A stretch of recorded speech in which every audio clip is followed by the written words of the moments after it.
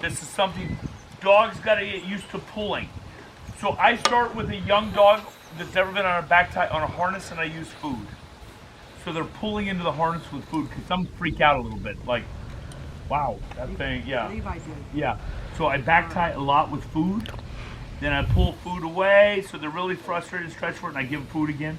I pull it away. If they're frustrated, they bark, yes. So I'm teaching them to kind of bark on the back tie with food. I start with food. Now it's time to start playing with the back tie. I don't ask for barking. We're just playing, and I keep it alive. A dog cannot bark where? In prey drive.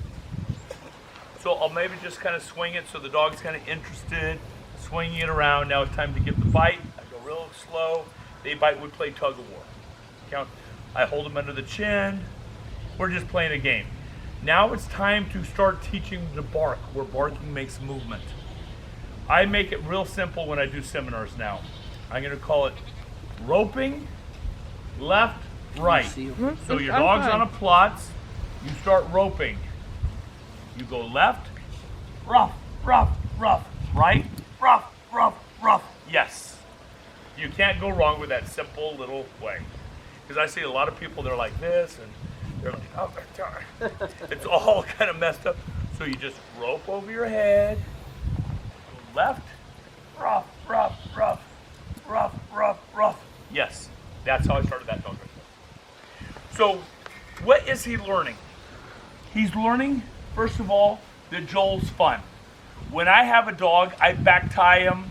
When we're at that dating phase I was talking about, I back tie him every day. And don't worry, man, I'm embarrassed. I've been gone. So Slayer will be groomed. I know you guys are like, man, that dog's not even combed out. I was in New York judging, and I'm like, oh my goodness, I gotta brush him. Then the seminar, and that'll happen next week. So don't say Joel doesn't take care of his dogs. Poor Slayer, he looked pretty scroungy with fur coming over. So what's he learning though? This was fun. That's the dating phase. So my dogs are in the crate a whole bunch. They're in and out, and in and out, and in and out. So what does my dogs look like? A morning walk. I do obedience with them every day. Something maybe short, maybe 10 minutes. I'll back tie them. They'll be on the treadmill. Mine's at a 7% incline by Jog a Dog, and they'll be on there like 20 minutes. I do a mechanical treadmill 3 days a week, then I do a slat mill 2 days a week, and the next week I reverse it. So they're getting their workout. I mean, they're in shape. If you go on Working Dog EU, my German Shepherd at the Bundesliga, he barked 102 times in the blind. That's a lot of barks. 250 in the trial. Your dog has to be in shape, like an athlete. They have to be in shape. This is giving them exercise. Barking is a type of exercise. So my dogs need to be in 4 kinds of shape. I'll mention 3 of them. One is the elongated muscle shape, where they're running 6 blinds and they're not getting winded, kind of like a marathon runner. The escape bite, I need you in sprinting shape. That's different. That's very quick. That's what my slat mill's for. My mechanical treadmill is for the elongated muscle. I need you in barking shape, fighting shape. So a good example, Steve, is if you have a marathon runner, you stick him in a bar fight, he'll be second air in 10 seconds. That guy's in the best shape of his life. That's a whole different kind of energy. On the 4th one I will mention, concentration shape. Where, have you ever like taken an entrance exam or something, you never leave the seat in 6 hours, but you're physically tired, even though you didn't even leave the seat, because your brain's tired. So when I'm tracking, my dog has to be in concentration shape, 600 paces in tracking. And even obedience, concentrate on the food. So that's a whole different kind of shape. So my dogs are in and out of the crate a whole bunch. And I got this from my mentor, and I just always have done this. Dogs learn in the crates. So when I'm done working my dog, I put them in the crate. You said we do it in privates. After they're done, put them in the crate. And I don't know if it's cognitive.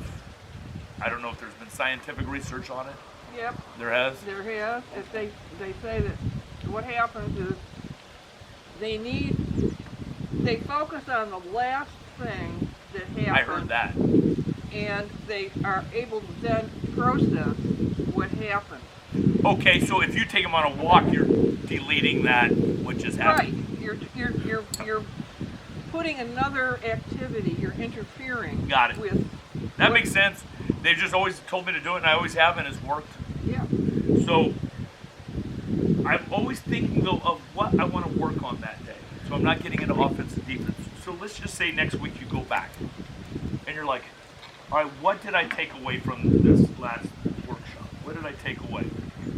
Think pool balls. I always give this example. So picture pool balls, the kind that you shoot. I think I gave it last year.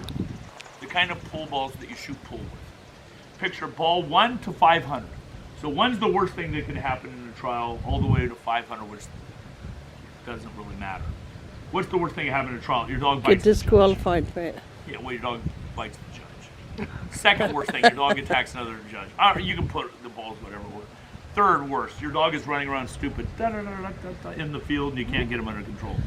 All the way to ball 328 where your dog barely touches the jump. I watch people working on ball 328 and I'm like, you can't even check in. Like, who cares? Let's get all this in order, linear, mind, before we can work on that. So think, what's my dog's biggest problem? Is it engagement? Does my dog not like being with me? If that's my biggest problem, why would I work on a long down? That doesn't make sense. So I think of what's my dog's biggest problem? How can I have my dog have fun and work on that?